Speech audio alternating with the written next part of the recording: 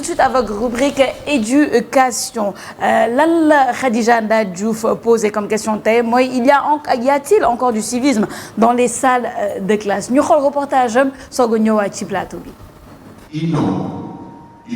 njàng meeg njàngale mi ajool lu bëri ndongo yi si lu ñu leen di tàggat bëri lool itam waaye nag parti biñ si jagleel lu jëm ci civisme gëdd biñ ko jox néew lool si xam lépp jàngalekat bi. c'est vrai primaire la ëpp solo mais secondaire également am na fa aujourd'hui ñu ngi koy wax éducation civique mais matière la boo xam ne joxuñu ko gëdd bi ñu ko war a jox donc élèves yi dañuy jàng seen leçons yi ba pare sax dem foofu jàng fa pour jéem a am benn note parce que coefficient bi ay coefficient 1 lañ koy def donc ce qui fait que joxuñu ko gëdd bi ñu ko war a jox ce qui fait que li ñu fay jàngale sax dafay mel ni ñoom daal dañ koy jàng noonu pour am note sax waaye duñ ko sax jéem a appliquer parce que.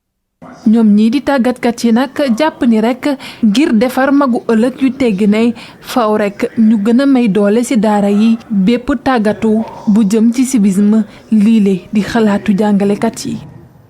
am na ci matière yoo xam ne tey jii dañ ko négliger je pense que matière yëpp tey jii moom la ñu war a jox même gëdd xool yenn coefficients yi ñu jox yenn matières yi ñu wàññi ko teg ko ci yeneen matières yi parce que je pense que aujourd'hui li ñu war a gën a may solo ci biir matières yi ñuy jàng mooy en tout cas l'éducation civique donc bu nga xam ne dina permettre tey citoyens yi ñu am ay comportement yu baax mën a teg réew mi ci yoon parce que avenir u Sénégal mi ngi dépendre tey ci xale yi nga xam ne ñu ngi leen di former tey xale yooyu bu ñu màggee ak ay comportement yoo xam ni baaxul ay comportement yoo xam ne gëmuñu seen réew gëmuñu seen askan gëmuñu seen bopp je pense que problème day am ci réew mi. naka noonee nag bile mbir di yitewoo ñi ci waajur yi dugal seen loxo ci lépp luy tàggatu seen doom yi jëm ci civisme. chaque jour dama koy wax élèves yi. li ñu leen di jàngal léegi ñu ngi koy tuddee ci école élémentaire yi ay vivre ensemble vivre dans son milieu li ñu leen di jàngal pratiquement du ñu gis sax ñu koy appliquer parce que déjà ñi nga xam ni ñoo leen wër parce que jàngale du jàng ba ca école ba rek dafa am jàng bu ñuy jàng ci kër ga am jàng bu ñuy jàng ci mbedd mi boo leen jàngalee lenn ca école ba te ñu dem ci kër ga fekk fa yeneen comportement wala ñu dem ci mbedd ma fekk fa yeneen comportement je pense que aussi du am njëriñ il faut que sénégalais yëpp ñu fexe nu ñu leen éduquer sur le plan civique ba nga xam ne dinañ am vraiment ay comportement exemplaire yoo xam ne dina mën a jëmee société bi ci kanam. kiiti njiital kuréel gi ëmb waajuru ndongo yi nag ci privé yeeg public yi ànd lool ci bile mbir tey delsi ci solo su civisme ci njàngum xale yi. société synthèse boobu nag pour mu doon loo xam ne lu dynamique la il faut effectivement mu daal di am benn socle boo xam ne socle jikko la jikko boobu nag civisme moo koy andi de sorte que tey ci biir li nga xam ne moom mooy éducation bi war nañ daal di jëmalaat bu baax a baax bépp taxawaay boo xam ne dafay andi ay contenu yoo xam ne day tàggat nit ñi ci wàllu civisme boobu te moom mooy jikko joo xam ne jikkooy tànneef la jikko joo xam ne jikkooy jombateef la ndax boo nekkee ab tànneef di nga taxaw daal di ne jomb naa lii jomb naa lële sa digganteeg say nawle sa digganteeg ñi la mag sa digganteeg réew mi. civisme nag am ab matière buñ ko jagleel ci daara yi ñu duppee ko éducation civique wala sax vivre ensemble nekk nag ay tàggatu yi nga xam ni am na solo lool ci njàngub ndongo yi donte sax dayoo biñ ko jox ci calendrier scolaire bi des na lool. Un élément de Khadija Nda Diouf et Moussa Fall Khadija maa ngi lay nuyu di la dalal ci plateau bi. Sophia di am mbégte di ñëwaat jàkkaarloog sa kanam. C'est toujours un plaisir jàkkaarloog sa kanam Khadija. na nga def. mais puis. ça va bien. ça va alhamdulilah. alhamdulilah alors da nga demoon foofu ci forum de l'enseignement privé nga sekk waxtaan ak des enseignants ak ay parents d'élèves ci lépp lu jëm ci civisme. ñun sax civisme dafa nekk loo xamante ni ñun man maa ngi fàttaliku quand on était à l'école.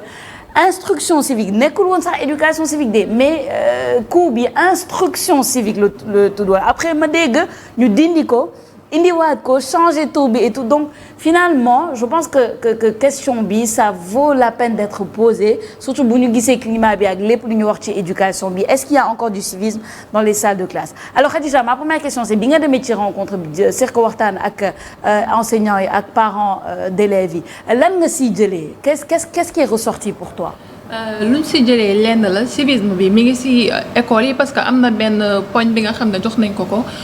ñu jël matière bi tuddee ko éducation civique vivre ensemble wala instruction civique boobu nga wax nga xam ne tey sax changé nañ tur bi. waaye loolu mi ngi fa mais dayoo bi ñu ko war a jox comme nañ joxee dayoo yeneen matières yi joxuñ ko boo xoolee sax ñoom ñi ngi xam le ni matière boobu noonu COEF 1 la. du coup élèves yi koy jàng sax xam nga matière bu nekk COEF 1 moom élèves yi duñ ko valoriser torop doo ko valoriser torop parce que da ngay naan lii du ma sonal COEF 1 donc lay tout te pourtant matière bu am solo la bi nga xam ne day participer ci li nga xam ne moo di yaru xale bi day participer ci li nga xam ne moo di devenir xale bi parce que boo yaree nit ki ci civisme jàngal ko lan la war a def lan mooy acte boo xam ne citoyen bu baax war na ko def day mel ni yow daal yaa ngi formé li nga xam ne moo di magu ëllëg moo tax loolu lu am solo la mais nag c'est malheureux buñ gisee ni que joxuñ ko dayo bi war ci biir école yi. mais oui mais c'est vrai c'est malheureux parce que forcément da ngay laajte lan mooy solution bi parce que comme elle l'a dit tu formes des citoyens bi nga xamante ni day dox di sànni je sais pas moi ay peau de banane wala ay plastique wala et tout dans la rue mais ça c'est un manque de civisme te civisme boobu na ko war a teel a jàng justement pour savoir que loolu waroo ko def parce que finalement dañ koy normaliser tellement que suñu demee ci yeneen dëkk yi par exemple au Rwanda on pense que c'est l'aspect strict qui fait que les gens ne jettent pas seeni ordures ci mbedd yi alors que en fait c'est tout simplement du civisme ñu ça donc finalement c'est quoi la solution est-ce que dañu war a yokk coefficient bi qu'est-ce qu'il faut faire en fait lu weesu loolu sax lu weesu sànni yooyu noonu ngay wax ci poubelle beeg yooyu yaa ngi gis bu grève amee élèves yi lu ñuy njëkk a xalaat mooy yàq bien public yi yàq yooyu noonu peut-être buñ gënoon jox gëdd civisme boobu noonu gën koy xam nga sax ci primaire bi la yem boo seetloo mais buñ ko gënoon yóbbu ci collège yi yóbbu ko ci lycée yi ñu leen koy jàngal peut-être yenn yàq yi ñuy gis ci manifestation yi saa yu grève amee ci école yi yàq yooyu noonu mën na nekk lu ñàkk mais day fekk ñu jàngal élève bi li mu war a def ay acte citoyen yi nga xam ne bu ko defee bu ko jàngee imprégné ko ci boppam dina am yenn yoo xam ne dina ko jomb parce que jàngal nit li nga xam ne moo di civisme jàngal ko citoyenneté la jàngal ko li mu war a nekk jàngal ko li mu war a jëriñ réewam xam nga boo jàngalee nit loolu def ko ci biir élève bi dina am loo xam ne dina ko jomb loolu noonu nag day baax tamit ñi nga xam ne ñoo di waajuru ndongo yi dugal ci seen loxo parce que élèves yi mën nañ leen yar ci école ba mais bu amul suivi rek ci école ba lay yem mën nañ jàng am na ñu bëri ñi nga xam ne buñ mënee ni man dañuy jàng rek pour am moyenne mais bu amee suivi bi dem ba ci kër ga ñu renforcer li nga xam ne moo di civisme bi ci éducation bi ci kër yi day gën a rek daal di yanj non c'est sûr c'est important dañ koy négliger mais c'est tellement important mais c'est extrêmement important la photographie de Khadija elle est large elle est complète parce que ci explication non seulement la responsabilité des éducateurs xam nga Sophia je pense sur ton contrôle Nelson Mandela dafa wax na education is the most powerful weapon which you can use to change the world. Exactement. C'est l'arme la plus redoutable qu'on peut utiliser pour changer ce monde là. wan ma say ndaw tey moo wan la sa réew na muy mel ëllëg. Exactement. moo tax il faut impérativement ñun léegi le constat est global gis nañ ñu sama genre gi moom am nañ léppam de civisme. ñun ñooy génn di yàq ñun ñooy yégg di saagante ñun ñooy génn fi ñu war a gaare suñu oto duñ ko gaare normalement ñun ñooy génn di waxante yu bon kenn dalatul donc lii yëpp xëy na maintenant man dama jàpp ne suñu genre gi boo làqee fanweeri at dem ci kaw. ba amatuma effort may def ci yow. xam nga fu mu la war a def delluwaat ci gone ya. foofu la état du Sénégal fu mu toll nii li nga xam ne rëcc na ko. mu mun fa dem dabuwaat foofu noonu. dem ci préscolaire tàmbale jàngal xale yi ñëw ci primaire jàngal xale yi civisme citoyenneté jàngalekat yi ñu ci def effort mais xam nga jàngalekat ba woon ak léegi dafa wute. C'est ça aussi. Voilà, même donc c'est pas seulement l'élève, mais c'est aussi l'enseignant qui a changé. Parce que c'est un système qui parle. Le système parle de plusieurs étapes, de plusieurs secteurs. Yi nga xam ne dañu sont impactés. Ku ci nekk dafa am ay acteurs. Xam nga quand on parle de système dafa am ay acteurs. Ku ci nekk da nga war a agir. Maintenant li nga war a def boo ko defoo ci système automatiquement le résultat sera ce qu'il est aujourd'hui. Il faut impérativement que fi ma d'accord et j'apprécie l'analyse de Khadija mooy civisme citoyen dafay tàmbali ci kër ga. te tàmbali ci kër gi xam nga tàmbaliwul ci li ngay wax gone gi mi ngi tàmbale ci li xale bi di gis waajuram di ko def magam di ko def. en tout cas ñu nekkal moom ci kër ga. boo duggee ci toilette boo ne xale bi bon je vais prendre l'exemple ne ko boo duggee ci toilette bi da ngay sotti ndox. mais bu gisee mag bu dugg ci toilette bi dugg sotti ndox mais du ko def. c'est banal la yow wala nga dugg ci boutique. c'est le b.a.-ba. c'est le b.a. nga dugg ci boutique yow nga yàkkamti doon mag. nga ñëw gaaw jaay ma. alors que fekk nga firan. mais yaa ngi fekk benn xale. et tu nous donnes un mauvais exemple benn mauvais message que oui il faut plus respecter la queue. ku ñëw en tout cas mën nga jaxase donc ça veut dire qu'aujourd'hui xale yi mag ci cocon familial parce que ñàngale bi ñu def ci daara ya. muy école famille bi da koy mottali. famille bi da koy mottali moo tax keroog may wax naan foog mag ñi di waxtaan ak xale yi di poser des débats sur l'immigration des débats politiques tous les débats doivent être posés bu xale yi toogee noonu la ñu tàggatee gone yi moo tax c'est extrêmement important et jamono ji tey nii il est beaucoup plus urgent de poser ce genre de débat civisme citoyenneté di nga buñ ko amoon. wallahi du bëri duñ ko def duñ ci dugg c'est ça le problème. donc c'est une problématique à résoudre. exactement et qui demande nag un travail de longue haleine. mooy li may wax nii. tey jii sama genre gi amuñu civisme amuñu citoyenneté je vous le dis donc ñun suñu wàllu. c'est trop tard c'est trop tard donc lépp lu ñu def ci effort. dañ ko def ci gone yi. moo tax boo demee je pense le ministère de la jeunesse et pourtant am nañu benn partie boo xam ne. wàllum civisme citoyenneté. Tout à fait. Fond mi ngi fa. Mais c'est un département qui n'est pas assez développé. Moi je connais beaucoup d'organisations que je vais pas citer pour des raisons que nous connaissons tous. Bien sûr. Mais qui font ces organisations-là un travail extraordinaire sur le plan de la promotion du civisme, de la promo de la nationalité. Déjà sax am na sax benn au niveau de l'administration benn département boo xam ne qui ne fait que cela. Tàggat gone yi sur le plan civisme citoyenneté. Donc loolu gone yi la. Donc il faut impérativement loolu ñu gën ko jëmmal def fa ay moyens tàggat ay ñoo xam ne automatiquement dañ jox xaalis jël xale yi di leen génne Ndakaaru gi amul leen fi jàng yóbbu leen ci àll ba tàggat leen bu ko defee ñu am na yu bëri yoo xam ne tey jii boo gisee soldat am na yu bëri soldat weer yi muy njëkk a nekk ci bango yu ci bëri civisme ak citoyenneté lañ koy jàngal moo tax jafe na nga gis soldat mu waxee nen yi wala mu jëfee nen yi parce que kooku daa am leen lu ñu dugal ci xolam lu ñu dugal ci xelam mooy le respect bu mu war a am par rapport au drapeau ñun par exemple man ci camp militaire laa jànge ci laa nekkoon fa laa jànge bu heure yëkkati drapeau jotee automatiquement da ngay taxaw parce que j'ai vu mon père le faire. Exactement. Mon père bu ñu doon dox naan ba jékki-jékki drapeau baa ngi jug dañuy taxaw. mais moo tax nga am ba drapeau bi yéeg ba pare. nga soog a continuer. Ça c'est des trucs yoo xam ne j'ai 32 ans aujourd'hui je me souviens de ça. moo tax tu es plein de civisme Younoussa, je vous le dis, plein de civisme. Non mais xam ngeen en fait man dama xalaat ni dans ce pays on parle beaucoup de politique. ñuy wax politique la mais c'est pas qu'on doit arrêter de parler de politique mais c'est qu'on parle pas de la politique de la bonne manière. Younoussa wax nga ko léegi on peut en fait la politique mooy la clé de tout mais c'est juste qu'on ne l'aborde pas comme il faut Younoussa wax na léegi ministère de la jeunesse am na benn partie qui est dédiée au civisme et à la citoyenneté loolu la ñu war a approfondir xool exactement naka ngay boole loolu avec l'éducation bon je ne dis pas que ce n'est pas fait mais je dis que on peut le faire de la renforcement etc pour jàngal xale yi parce que encore une fois on forme les citoyens de demain donc civisme dafa nekk quelque chose de tellement clé te man je suis pas d'accord ak coefficient 1 bi dañu war a yokk coefficient bi pour élève bi mais c'est vrai le sage quoi ça mais depuis bu yàgg. je me rappelle coefficient 1 la mais pourquoi def ko coefficient 1 alors que c'est tellement important est-ce que enjeu bi nekk na ci note bi.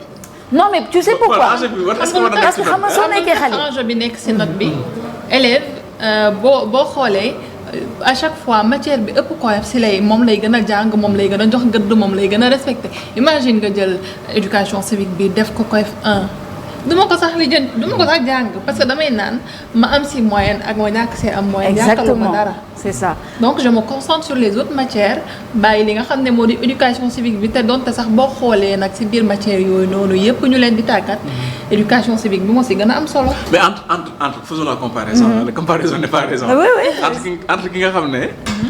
yokk nañ il suppose ñu yokk affaire bi def ko coefficient 2 par exemple man ma bëgg note. ma commencé poser question yi mais bu ñu mettre en situation de situation pratique. mais la ma jàngoon du ma ko jëfee. Ouais, non mais en fait tu sais ce que je veux dire. dama jàngat du ma ko jëfee. En fait peut-être dama naan def am na ñenn ñoo xam ne doon def nii rek pour noter. Pour avoir la note. Mais c'est un début. En fait coefficient bi doyul. On est d'accord sur ce point. C'est pas une question seulement de coefficient, mais coefficient bi aussi c'est important. Je suis d'accord avec déjà pourquoi? Parce que da ngay en fait remets-toi dans ton esprit de gamin. Xam nga xamante ni yow l'important pour toi à ce moment tu penses que l'important c'est d'avoir la note. Et comme pour toi importance bi mooy am note bi di nga jàng. Mais sans te rendre compte li ngay jàng plus tard ça va être comme des automatismes pour toi. Man je te donne un exemple. Man j'ai fait mes études ici à 18 ans. ma dem jàngi à l'extérieur. Mais quand je suis partie à l'extérieur li nga xamante ni bàyyuma si woon xel quand j'étais enfant mais que ma mère m'a inculqué. Par exemple des choses toutes bêtes, des choses de base, comment s'occuper de soi, comment s'occuper de sa chambre, comment être rangé, etc. man loolu dama ko doon def parce que c'était la contrainte xam nga soo nekkee xale doo xam importance mais bi ma demee et que j'étais seule c'était devenu automatique. Il faut se lever, se faire son lit. Exactement parce que loolu dafa nekkoon lu automatique ci man. Pourquoi? Parce que bi ma nekkee xale on l'a mis comme un automatisme même si j'étais contraint. foofu nag lay waxee ni coefficient bi ça peut être important. je pense coefficient bi nañ ko yokk. ak lii parents yi war a liggéey. Tout à fait exactement. effectivement gis nga coef bi bu ñu ko yokkee dina tax élèves yi jàng ko par force parce que dañuy bëgg a am moyen donc dinañ am déjà base bi ndax dina nekk seen bopp. léegi nag foofu la li nga xam ne moo di suivi parents yi di amee importance. parce que jàng bi yemb ci école rek suivi la. tout à fait foog ñu dem ci kër yi imprégné fa civisme bi jàngal ko def ko ci bopp xale yi. ndax ñu mën a am un avenir meilleur. Tout à fait. Parce que xale mooy magu ëllëg. Exactement. Donc mag yi xale yi buñ leen yarul après. Après c'est la société et on le voit aujourd'hui quand on se plaint d'avoir en tout cas des hommes étatiques qui tiennent des langages très avec beaucoup de manque de civisme. On se pose la question pourquoi. Le débat politique ou l'espace public. Pour ne pas dire politique parce que tamit dañuy waxtaan ci leneen. Cet espace est pollué. Et c'est pas pollué, c'est un espace sous-sol. ñi ko seq la. ñi ko seq fan lañ jógee jógewuñu Chine jógewuñu Japon fii lañ bàyyee ko. suñu société ñoo ko produire. Exactement. Ça veut dire que bu ñu gisee yenn affaires yi. Parfois dañu gis benn affaire nit ñi di yàq ak yooyu on s'émeut wala benn politicien def benn affaire. on est là mooy kii war ko def non mais c'est la société elle-même ta société bi nga bokk ta nation à laquelle tu appartiens moo ko produire. Donc là dans ce cas de figure il faut interroger comme l'a dit Khadija tout à l'heure il faut interroger premièrement l'éducation. Exactement. Donc loolu bu ñu ko réussir pilier la di nga éducation santé yii moo taawu réew. boo xoolee en bi Covid-19 bi accès lépp dafa taxawoon. ba mu des ñaar yi nga xam ne moom la lépp. les soldats de l'éducation et les soldats de la santé. on se rappelle bu examen jotee ni état bi organisé woon pour faire en sorte que les enseignants quittent Dakar pour aller rejoindre le poste et puis ils l'ont fait. Je pense que civisme ak citoyenneté moo taxoon ne difficilement pendant bi nga xam ne période de crise la ñu nekk. Donc ça veut dire que loolu dañ ko gën a yokku ci doole. yokk ci xaalis mais également sur le plan civisme et citoyenneté gars yi gën a engagé wu. te là ça veut dire que jàngalekat wute nag taskatu xibaar xam nga taskatu xibaar c'est plus dangereux xam nga la encore plus. taskatu xibaar dafay jouer rôle yu am solo day sax day dem bay jouer sax rôle fajkat bi. ah mais bien sûr rôle jàngalekat moo tax ñun suñu métier bi buñ ko sensibiliser gën koo ñàkk ba mu gën a baax. man jàpp naa ne yu bëri dinañ ko saafara ñu bañ a topp rek waxu politique topp rek waxu kii. waxu yi nga xam ne tey jii boo ko waxee ñu bëri dañuy jóg mais man je préfère toujours cette masse critique là. Exactement. Moi je préfère que les téléspectateurs que 5 qui écoutent. Qui comprennent ce que nous sommes en train de dire. Et qu'à la fin de l'émission qui commencent à appliquer ce que nous sommes en train de dire. Que des gens d'une masse critique qui est là, qui suivent massivement, mais à la fin, ils ne retiennent rien. C'est important. Younoussa, éducation de femmes solo. Rubrique éducation TikTok de femmes solo. Khadija, excellent sujet, excellent reportage, comme d'habitude. Et comme toujours, hein. Comme toujours. T'as été de mon sani. Donc ça dit rien. C'est bien. C'est très bien. Khadija, da ngay togi ciéré wala? Ah, ba mu neex man séeréer la. Ah wax nga dëgg de Khadija Ndane Diouf attention mën nga mooñ. mën naa mooñ. mën naa tay. mën naa mu tudd sax boo ko seppee ni ngay dëbbee. xam nga sax nu ma tudd mu ne mën naa ko. mën naa tam lay cara bi. waaw mën naa ko laal genre procédure cara bi yëpp mën naa ko. après ñu ñëw si ñeex bi. mën naa bomb. attention te dama si def lu nekk de. am na ñoo xam ne lu ne la ñuy def ci bomb bi mel ni. vraiment ay guirlande sax ci biir bomb. c'est compliqué loolu la ñuy waxtaanee tout à l'heure sax ak coach Kébé ñi nga xamante ni ils mettent tout et n'importe quoi si seen cere. c'est pas nutritif. mooy loolu baaxul. mu ngi noonu mais xamul lu ñu ci def en tout cas neex na de xam nga baax. yow mii tu vas en parler t'inquiète coach Kodou bàyyi ko. xam nga baax na daal. yow ma ne la. neex na ci jour bi mais borom biir yu. après. oui ma bàyyi ko coach Kodou coach Kodou elle arrive tu vas discuter avec elle mi ngi noonu Khadija di la gërëm di la sant bu baax di la jox dig daje la semaine prochaine incha allah maa ngi lay gërëm yow tamit Sophia. di gërëm Younoussa nga xam ne tey dañoo jublu. kontaan naa di gërëm tamit ñu doon seetaan li yëpp. ouais. à la semaine prochaine Khadija à tout à l'heure chers téléspectateurs diñu daal di ànd ak yéen ci seen deuxième partie matinale Tok Tok Sénégal.